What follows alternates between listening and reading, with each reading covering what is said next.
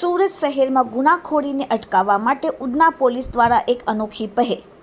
Udhna police દ્વારા ગુનાખોરીને રોકવા માટે જાગૃતિ અભિયાન ચલાવવામાં આવ્યું. આ પહેલનો ભાગ છે એક ખાસ ડોક્યુમેન્ટરી.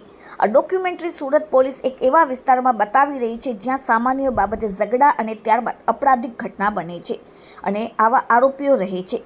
આ ડોક્યુમેન્ટરીમાં એવા કિસ્સાઓ બતાવવામાં આવ્યા છે જ્યાં લોકો ક્ષણિક ગુસ્સામાં આવીને મારામારી અને હત્યા જેવી ઘટનાઓને અંજામ આપે છે અને ત્યારબાદ તેનું શું પરિણામ આવે છે. આ ડોક્યુમેન્ટરીમાં સ્પષ્ટપણે બતાવવામાં આવ્યું છે કે કેવી રીતે એક નાની બાબત જેમ કે પાન બીડીના ઝઘડાથી શરૂ થયેલો વિવાદ મારામારી અને પછી ચાકુ મારવા સુધી પહોંચી જાય છે અને અંતે તે વ્યક્તિને જેલના સળિયા પાછળ ધકેલી દેવામાં આવે છે. આ ઘટનાની સીધી અસર ફક્ત અપરાધી પર જ નહીં પરંતુ તેના સમગ્ર પરિવાર પર પડે છે, જેઓ સામાજિક અને આર્થિક રીતે તબાહ થઈ જાય છે.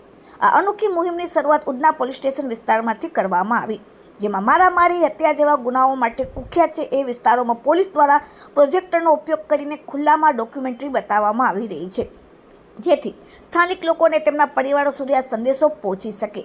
આ ડોક્યુમેન્ટરીનો ઉદ્દેશ્ય લોકોને એ સમજાવવાનો છે કે ગુસ્સો અને આવેગ કેવી રીતે તેમના અને તેમના પરિવારના ભવિષ્યને બરબાદ કરી શકે છે. ડોક્યુમેન્ટરીમાં ખુદ સુરત પોલીસ કમિશનર અનુપમસિંહ ગેહલોત લોકોને અપીલ કરતા નજરે આવે છે. તેઓ હિન્દી ભાષામાં લોકોને સંયમ જાળવવાની અને પોતાના ગુસ્સા પર કાબૂ મેળવવાની સલાહ આપે છે. કેવી રીતે નાની નાની બાબતોમાં ઝઘડાઓ થાય છે અને મોટા ગુનામાં પરિવર્તિત થાય છે. તેમનો સંદેશો સ્પષ્ટ છે કે શાંતિ અને સંયમ જારી રાખવું એ જ આ સમસ્યાનો એકમાત્ર ઉપાય છે. ડોક્યુમેન્ટરી દ્વારા એ પણ સંદેશો આપવામાં આવ્યો કે ગુના કર્યા બાદ કોઈ પણ વ્યક્તિ બચી શકતો નથી. 20 થી 25 વર્ષ જૂના મારામારીના કેસમાં વોન્ટેડ આરોપીઓની પણ ધરપકડ કરવામાં આવે છે. આ વાત સ્પષ્ટ થાય છે કે પોલીસની નજરથી કોઈ પણ ગુનેગાર બચી શકતો નથી અને કાયદાનો હાથ તેના સુધી જરૂર પહોંચશે.